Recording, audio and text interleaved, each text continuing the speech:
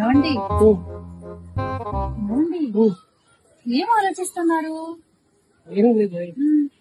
నాకు ఒక మంచి క్యాప్టెన్ గుర్తొచ్చింది, నీకు చెప్పాలా వద్దా అని ఆలోచిస్తున్నా. చెప్పండి, వింటాను. ఏం లేదు,